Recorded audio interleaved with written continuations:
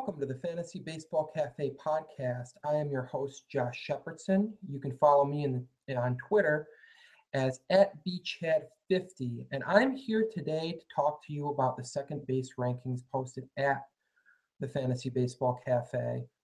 And before I get to that, though, I'd like to point out that we have some great content going up, as always. The fantasy team preview power rankings provided by Brad Johnson are continuing to be rolled out.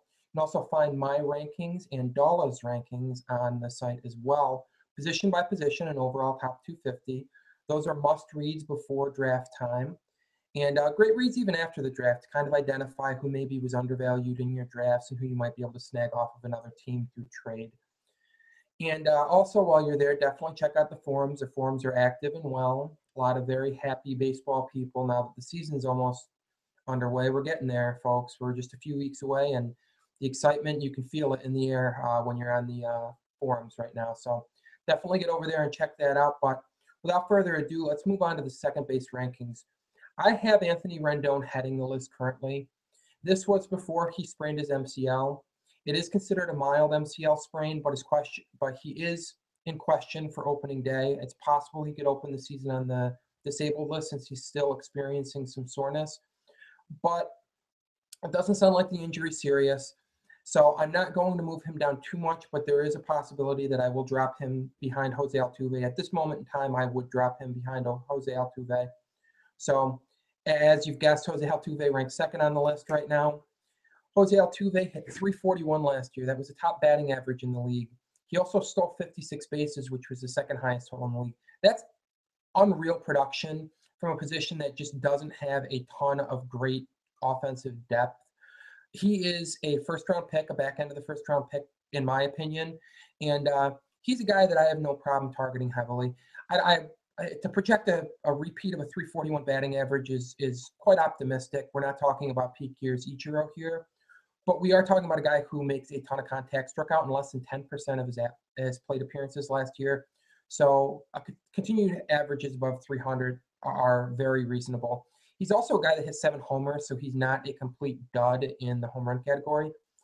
And I would expect more runs scored this year in a improved Houston Astros lineup. So Altuve looks like the top guy with Rendon nursing the mild MCL sprain.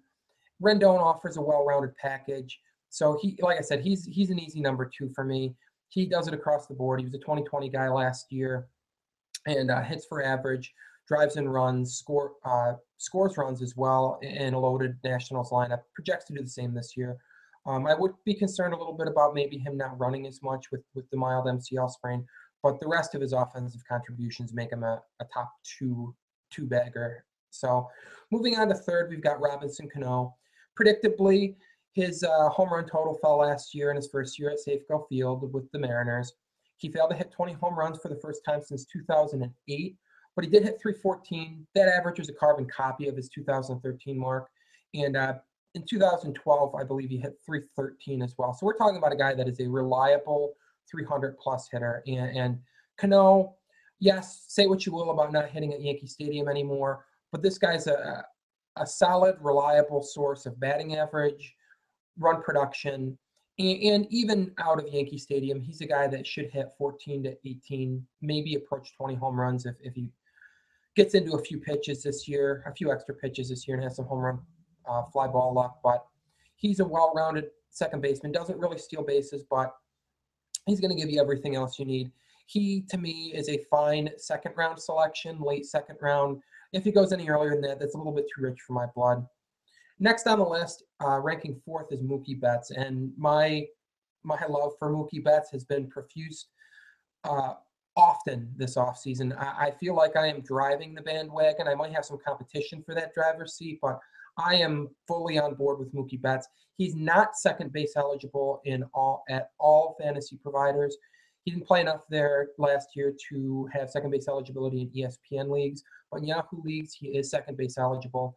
I see the leadoff hitter for the Red Sox scoring over 100 runs. His on-base percentage is great. His batting average should be around 300. He's a guy that can hit 12 to 15 home runs, steal 25 to 30 bases. You add that all up, and you've got a stud. He could actually outperform all of the second basemen in front of him if everything breaks right, but To say that would be an ambitious projection for a guy with under 300 major league plate appearances would be putting it mildly. You do have to factor in that he may have some adjustment issues at some point this year as the league gets the book on him, but he's a guy who I trust. His plate discipline is great for a player his age, so I do think that it's going to be an easier transition for him than most young players. So I'm all in on Mookie Betts. He's my favorite second baseman this year, given price, upside, and the fact that I view him as having less downside than probably many of my peers do. Ian Kinsler checks in fifth. And let me first start by saying we can go ahead and shake off the injury-prone label. He's played in 155 games or more in 3 of the last 4 seasons, and he's racked up over 600 plate appearances in each of those 4 years. What we can say is that he hasn't been the stolen base source that he has been in previous years. He's stolen 15 bases in back-to-back seasons. Another 15 stolen base season is probably a reasonable projection. I think that he'll hit between 270 and 275. Decent average. Power is going to be in the double digits as well, probably a dozen to 16, 17 home runs. And it's a well-rounded skill set. He'll probably hit leadoff against right-handed pitching, which gives him a nice foundation for runs scored in a good Tigers lineup. He may drop to second against left-handed pitching if the team opts to move Rajai Davis up to the leadoff spot when facing a southpaw. Again, good spot for scoring runs. Might drive in a few more by hitting second on occasion than your typical leadoff hitter. So I like Ian Kinsler. He's a top 5 second baseman. You should feel good about having him if you do draft him. 6 is Brian Dozier. Brian Dozier went 23 home runs and 21 stolen bases last year. He also racked up 707 plate appearances. This is a guy that's a volume guy. He hits at the top of the Twins order. He hit 242, and on that many plate appearances, that is a bit of a negative, but he does get a boost in OBP leagues as he walked in 12.6% of his plate appearances, owned a 345 OBP last year, and hitting so high and getting so many plate appearances allowed him to score 112 runs last year. That would be an ambitious projection this year, but another 100-plus runs scored season seems very fair. He's a guy that I do like. He's a guy that I believe in, but he's a volume guy, and he really needs those plate appearances to get to the totals that he did last year. But another 2020 season seems fair. He legitimized his breakout last year, and I believe what he did. Jason Kipnis is next. He ranks 7th. Kipnis had a down year. His power evaporated, but he did still steal 22 bases and 25 chances. Very efficient base stealer. He's only 28 on opening day, so I do think that you'll see him get some of that power back. Maybe hit around a dozen homers this year, which is good if he's going to continue to steal around 20-plus bases. And I think 25 stolen bases, dozen home runs is reasonable. Batting average probably isn't going to be over 280 like it was in 2013, but in the 265 to 275 range, that's a fair projection if he bounces back like I expect. So Kipnis is a good target for those that don't want to spend heavily at the position. You do have a chance at getting pretty close to 5 category contributions from Kipnis. So he's a guy that if you have the stomach to take a chance on him bouncing back, I would advise it. I think it's an advisable move. Neil Walker checks in 8th, and this is maybe going to come as a surprise to some people. He's not a guy that you think of as a slam dunk starting second baseman in most instances, but he belted 23 home runs last season. His 15.4% K rate in back-to-back seasons points to good contact rates year after year. That plus his line drive rate should put him in the 270-plus batting average range again. He's not going to steal many bases, but he should hit in a favorable run production spot. And again, you add that all up, and you've got a guy that is a top 10 second baseman, and one that you can probably get cheaper than many of the names around him. 9th is Dustin Pedroia. Pedroia came off a thumb surgery last year and struggled. His power was down. He was not an efficient base stealer, which you can't blame the thumb on, but all in all, it was a down year for Pedroia, but he does still make loud line drive contact. He doesn't strike out much, so projecting another 290-plus batting average, something he could flirt with 300 again. He also had hand surgery in September. Assuming he's fully healthy, he's playing now. I do think you'll see some power back, maybe approaching 10 home runs again. Probably going to steal 15 bags, a dozen to 15 bags. So you're going to get that nice contribution with the great batting average, bunch of plate appearances, and you should get the runs scored and decent RBI total for the position. So he's a guy that I like, but he's on the wrong side of 30, and I do worry that he has had basically hand surgery and thumb surgery in back-to-back seasons. You need your hands to hit. I mean, especially a guy who's raking line drives like he is. But it didn't. The thumb sapped his power last year, possibly, but it didn't prevent him from hitting for average. So I do like PD as a top 10 second baseman. He's a reliable starter, but I might be inclined to take a backup, fallback option with him just in case the hand does prove to pose some problems this year. 10th is Colton Wong. Colton Wong is a guy that it's tough to call him a breakout candidate because he already had a stellar season, hitting 12 home runs and stealing 20 bases. But there's upside for more. He also doesn't walk a lot, though, and his line drive rate leaves something to be desired. So there is some downside with Wong, too. He is a player that is a high risk, and I would say moderate risk, possibly high reward player. So as my 10th ranked second baseman, that's a good spot to grab him and invest in some of that upside while recognizing that there is some downside with him.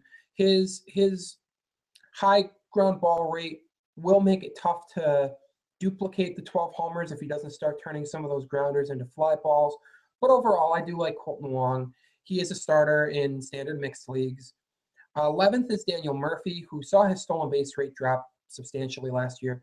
He was an efficient base stealer in 2013, eclipsing 20, but he's never really been considered a burner. He's more of a smart base runner. And I don't know if the league caught up and just stopped sleeping on him stealing bases, but he only stole 13 last year. I think 13 to 15 is probably a more realistic expectation than banking on him besting 20 again. He does make a lot of contact. He hits a ton of line drives, so I would expect him to hit over 290. He's going to hit some home runs, anywhere from probably 6 to 10, maybe upwards of a dozen. He's not a huge power source, but the move of the fences in center field and right center field should help the left-handed hitting Murphy a little bit. So I'm going to say 10 home runs is probably a fair expectation. The biggest knock on Murphy is that he could move down in the order this year. The club added Michael Kadire. They are experimenting with Juan Lagares hitting leadoff. If Lagares hits leadoff, you could see Curtis Granderson hit second, and that would pose a problem for Murphy hitting in the top third of the order because second is the most likely place for him to hit. And if Curtis Granderson hits leadoff, it's tough to imagine the club wanting to go lefty-lefty to open up the order. So I just don't see Murphy hitting second this year, even though that's a place that he's hit regularly in seasons past.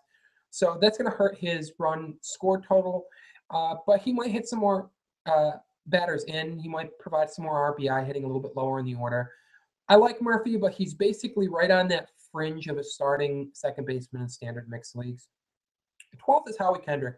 He moves from one team that plays in Anaheim but has Los Angeles in their team title to the team that actually plays in Los Angeles, the Dodgers. Kendrick is a guy that could hit a dozen homers, could steal a dozen bases, could do one, could do the other, could do both. But he hasn't done both, reached a double-double, homers and stolen bases in a couple seasons. The potential's there. He hits for high average because he makes a lot of good contact. He hits line drives at a high rate, doesn't pop the ball up a lot. You can expect the same from him this year. I could see him hitting fifth in the Dodgers order, which would be good for his run batted in total. The bottom of the order could provide some more than average better than average hitters. If you look around the rest of the league at the other 6 through 9 hitters on clubs, so he might have a little bit more run score potential than your standard 5 hitter. He's not the most exciting second baseman, but he is reliable, and that has value. You can't argue with that if you're looking for a steady second baseman. He's not a guy that's going to carry your fantasy team, but he's not one that's going to cripple it either. Again, he's a fringe starter in mixed leagues. Next, you're going to move on to D. Gordon, who's a guy that most people are going to have ranked higher than I do. Gordon stole 64 bases, so it's easy to see what the appeal is, but he also walked in just 1.6% of his second half plate appearances. So I'm a little bit concerned about D. Gordon this year. As the old saying goes, you can't steal first base, so he's really going to have to rely on high BAPIPs and putting the ball in play and posting high averages if he's going to get on base to steal a lot again. 14th is old reliable Chase Utley. He is in a very down Philadelphia Phillies lineup. It's going to be tough to produce a lot of runs in that lineup, but he should approach 10 plus stolen bases, probably a dozen stolen bases, a dozen home runs range. That's about what you can expect Utley to do in a healthy, decent season, as long as he doesn't fall off the cliff. He's aged well.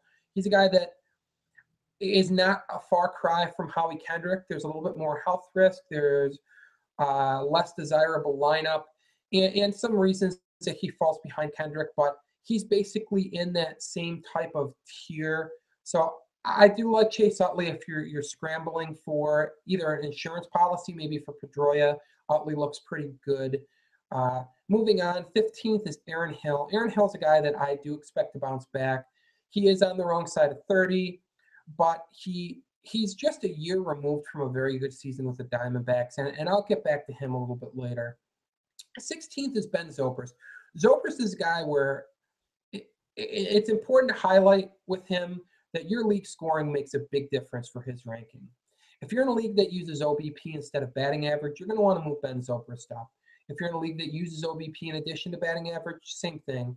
If you're in, say, Fangraphs out of new leagues where you're using some more advanced statistics, again, Zobrist is a guy that is going to get a bump up in those leagues because he's the type of player that the advanced metrics like more than your standard 5x5 categories.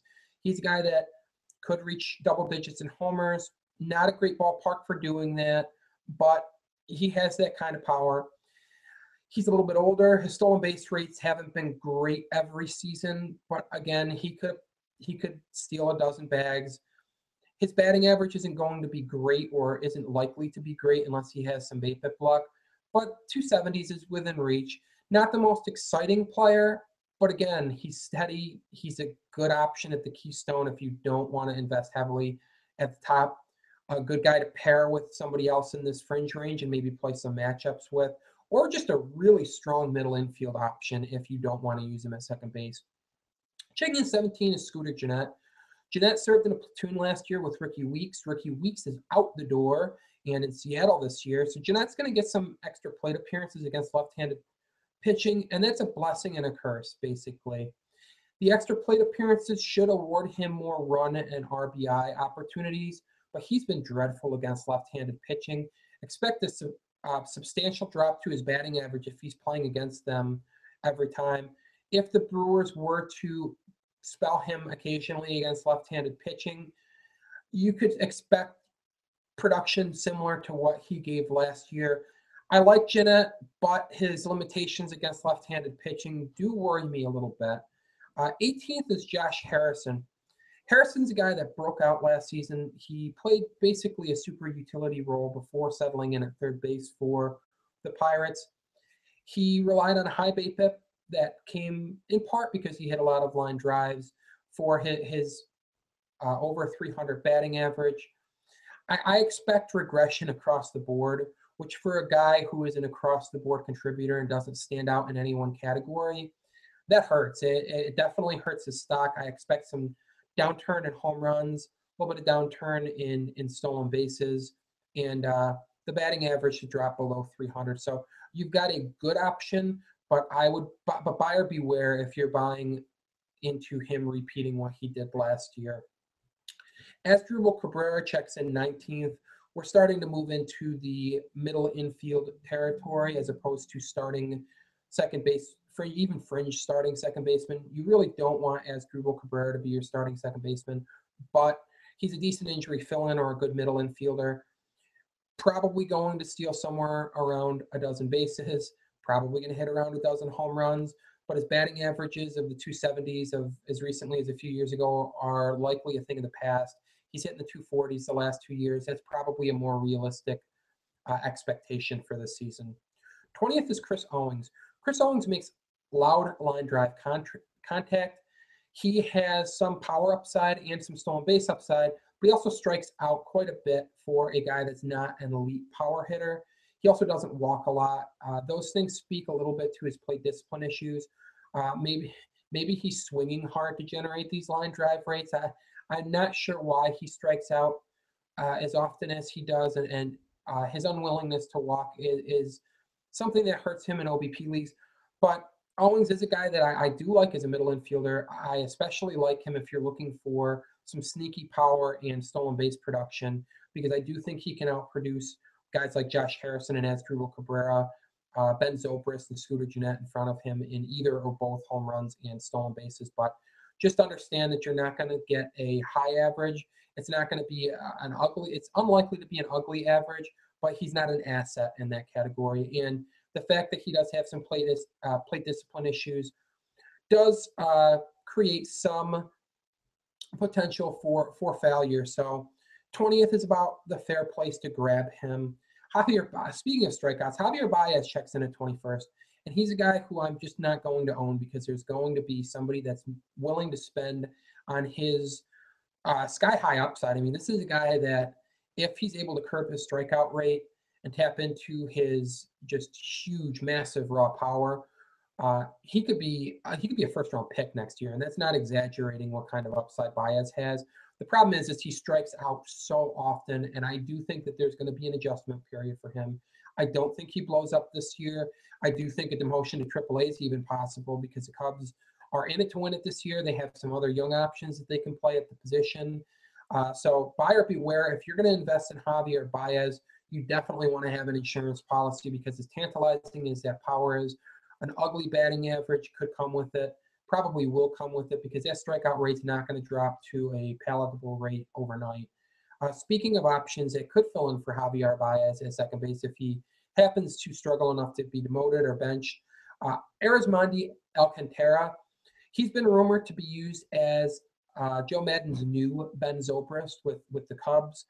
Play a little bit all over the diamond, which would be great for his fantasy value if he's able to pick up eligibility in the outfield, second base, shortstop perhaps, maybe even third base if the Cubs really monkey with Chris Bryant's service time, which seems unlikely. I would expect Bryant to be up fairly early this season, but Alcantara is going to probably get near everyday at-bats by moving around the diamond, spelling some of the outfielders, playing some second base, shortstop, and maybe a little bit of third base. And he's a guy that offers some power and speed. He has the upside of a 2020 season. His strikeout rate was high last year in the bigs. I believe it was north of 30% or approaching 30%, right in that range. He was more like a 20% strikeout hitter, a little bit above that in AAA. So I do think that you will see him cut down a bit. He's not in the Javier Baez class of whiffing. So I do see Alcantara improving this year. I love the power and speed combination. This is a guy that is a breakout candidate and one that I will try to be rostering on a lot of teams this year. He's also a good guy to have on the bench if he's going to pick up that flexibility, that positional flexibility, because he's a great injury fill-in. You can move him in if your guy has a day off and you're in a game that allows for daily changes.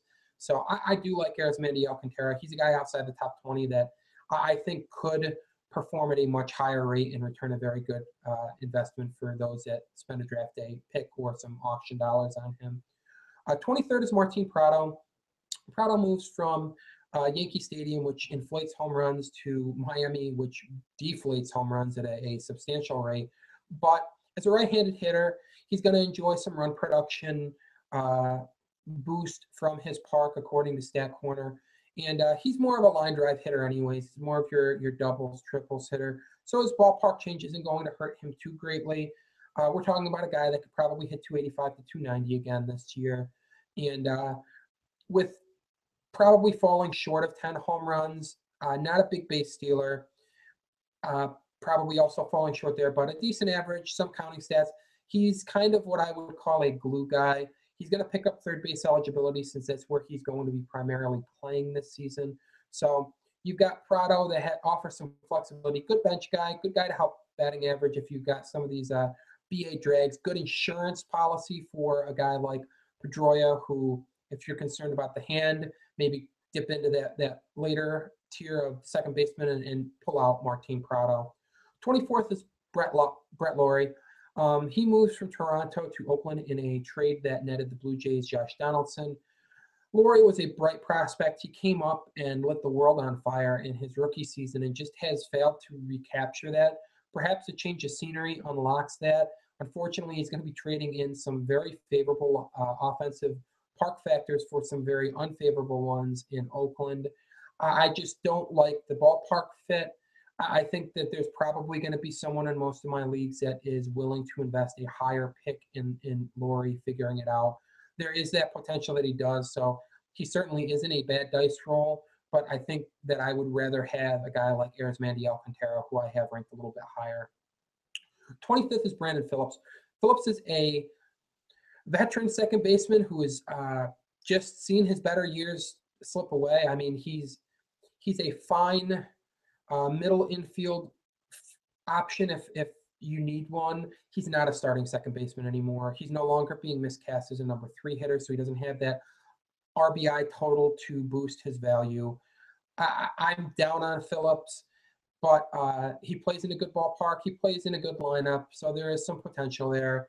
But I would be worried that somebody's going to invest thinking that they're getting the Brandon Phillips of old.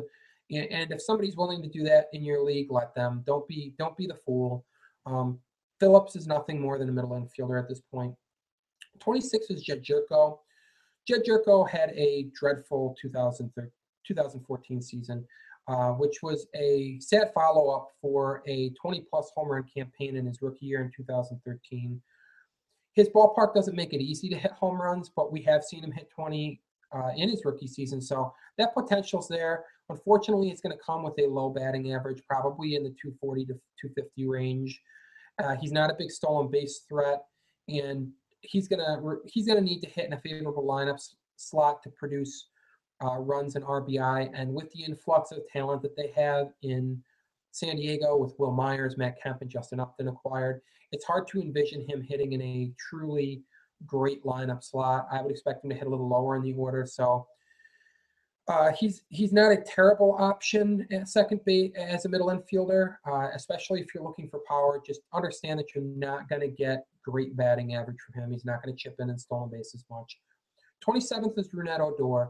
He played last season as a 20-year-old in the big leagues, and you know what? He fared pretty darn well for such a young hitter. He didn't have a lot of upper minors experience hitting, so the transition that he made was promising. There's upside here, and depending on what his cost is in draft day, and depending on what else you have at the position, I would actually rather roll the dice on Odor than some of these reliable options in front of him if I've already got a solid second baseman, because I do think that there's some upside for Odor, and he's a guy that could provide some decent power, should hit for a decent average as long as he continues to take steps forward that I expect. So he is young enough that he could have some struggles with big league pitching again, but I would say he's trending upward, and Odor's a good guy to roll the dice on if you want a little upside at your middle infield position. Marcus Semien moves from Chicago with the White Sox to Oakland in an offseason deal. He projects to start at shortstop for the club, and he's had success at the AAA level. That success has come in the International League, which is not the hitter's paradise that the Pacific Coast League is. So it's a little easier to buy into his production. He does, at some point, really need to turn that production into big league production, or turn into earning the quad A label. I'm not ready to throw that on him yet. He walks at a fair rate. He strikes out a bit much for a guy who's not a great source of power, so you're not going to get a good batting average from him. But if you're in an OBP league, he gets a slight boost up. He's also a guy that could reach double digits in homers and stolen bases. So I like Semien, and I especially like the fact that he should be shortstop eligible fairly early in the season, since that's where he projects to start for the Oakland Athletics. So you get a guy like that you can slot in at middle infield that can have you covered as insurance at second base and shortstop. There's definitely value there. 29th is Jonathan Schoop. Schoop's another young second baseman. Good ballpark for power. He's not a finished product. It could be a bit before he really totally figures it out, but he does hit for a bit of power, and he hits in a good ballpark for that. The Orioles project to score runs, so even a down-order hitter like Schoop might have some RBI potential. If somebody's willing to roll the dice on him being fully breaking out this year, then let them. You don't want to gamble on that, but as a late option gamble, if you want to cast your dart in Schoop's direction, I can certainly see why. That's why he cracks the top 30. And I do like Scope a bit, but I would rather take some of these other lottery tickets in front of him because I think he's probably more than a year away from really figuring it out. Omar Infante is your ho-hum. If you really need that middle infield position filled due to injury, perhaps you have Anthony Rendon and he starts the season on the DL. You have to move your regular middle infielder into second base, or you have to slot somebody there. Omar Infante is that kind of guy. He's not going to offer much power. He's not a great stolen base threat. He's unlikely to hit in a great lineup spot for the Royals. So he's more okay than a guy that you really want to desire on your fantasy team. 31st is Emilio Bonifacio, who's actually probably going to open the season as a reserve for the White Sox, but because he's capable of playing the outfield, second base, moving around a bit, he should get a steady amount of plate appearances. And if the injury bug happens to bite one of the outfielders, or they really have struggles at the second base position, Bonifacio could find himself in an everyday role. Basically, the only reason you're drafting Bonifacio or rostering him is for stolen bases. But this is a guy that can steal over 40 bags. So there's definitely value there. Understand you're not getting power. You're not going to get much in the average department. But this is a category specialist, and Bonifacio is a nice guy in roto leagues where you need some cheap stolen bases. Nick Franklin's 32nd. He struggled last year, even at the AAA level after acquired by the Rays. He fared well in the Pacific Coast League when he was playing at the AAA affiliate of the Seattle Mariners. He's going to have a chance to play every day with the Rays. I'm not ready to throw the towel in on him yet. He's young. He's got time to figure it out, but he's going to be figuring it out from down order for the Rays. And it's tough to really invest in a guy like that as anything more than a deep league option or a middle infield flyer. And I just think that you can do a little bit better if you're looking for upside. But the larger the league you're in, the more important guys like Nick Franklin become. 33rd is DJ LeMahieu, who's going to be playing second base for the Colorado Rockies. Obviously, a great ballpark for him. He no longer has Josh Rutledge to compete with for plate appearances, so LeMahieu checks in 33rd. Might steal some bases, decent source of batting average, but not a lot else. Didi Gregorius is going to be with the Yankees playing the middle infield for them this year. He'll be playing shortstop with the 35th ranked second baseman, Stephen Drew, manning second base. Neither guy's an exciting option, but they do play in a good ballpark. They might have some spot start value, some injury fill-in value, but they're not guys that standard leaguers should be overly concerned with. Wilmer Flores, on the other hand, is a guy who I have ranked 36th more due to concerns about his defense at shortstop than his hitting skills. He hit at the AAA level. I do expect him to take a step forward as a hitter in the big league level. And if reports of his defense improve, he's a guy that could really move up this list quite a bit. Again, he's a guy that's going to have second base and shortstop eligibility, which has value in deeper leagues if you're looking to have some insurance of second and short. So I do like Wilmer Flores more than maybe my ranking of him reflects. He's a nice end game target. Yangervis Solarte checks in 37th. He's going to have to compete for playing time at third base, basically, with Will Middlebrooks, who was acquired from the Red Sox. He might see some reps at second base if Jed Jerko struggles. But he's a guy who could very easily fall into that bench utility role. Not a guy that I'm super excited about. A late bloomer of sorts with a very low ceiling. Not a fan. Joe Panik is basically from the Marco Scudero school of high contact, hollow batting average at best type second baseman. He checks in 38th.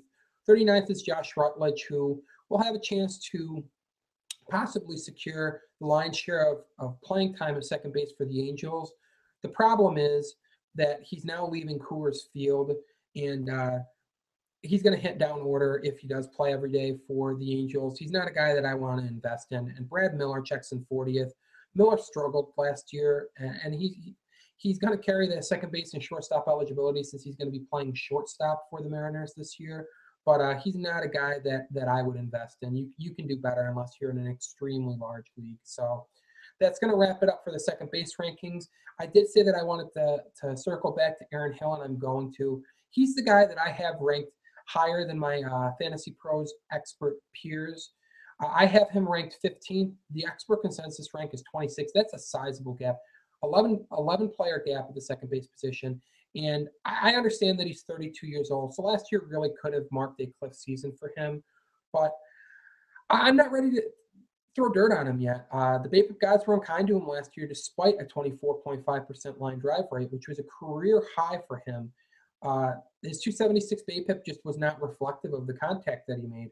I think a little bit more favorable luck on balls in play, a few more home runs per fly ball. I mean, his home run per fly ball rate dropped a great deal from 2013 to 2014. So I think he's going to get some of that back. I think you're going to get some more power. He's a guy who might hit in a decent lineup slot for the Diamondbacks. So he's a guy that I would like as a middle infielder because I think he has the upside to be a true starting second baseman. And he's going to come super cheap if drafters are following the expert consensus ranks. So I do like Hill. D. Gordon's the guy that I have ranked lower. I have him 13th. The expert consensus rank is 5. Apparently, my compadres are not concerned at all with the walk rate. I am. I mean, he walked in 4.8% of his plate appearances for the full season. And as I said, his walk rate of 1.6% in the second half was just embarrassing. I mean, his 346 BAPIP inflated his batting average last year. You expect speedy guys like him to have higher than average BAPIPs, but that's 20 points above his career BAPIP. So a little bit of BAPIP regression, continued struggles with throwing walks. You've got a guy who's not going to be stealing bases because he's not going to be on base. And it's possible that if he is struggling enough that the Marlins may be forced to move him down order, maybe move a guy like Martin Prado to hit leadoff. And again, that would be crippling to his value as a whole. So I'm not investing in D. Gordon this year. If you want stolen bases, I would invest elsewhere. Maybe get a more balance and grab some guys that'll chip in as opposed to a monster category guy like Gordon, or even grab a guy like Emilio Bonifacio, who's much cheaper and could also find himself in some playing time with the White Sox. But that's going to do it for the second base rankings. Head over to Fantasy Baseball Cafe to read more of the rankings and read more of the great content that's going up now. And check out the forums. And until next time, thank you for joining me today.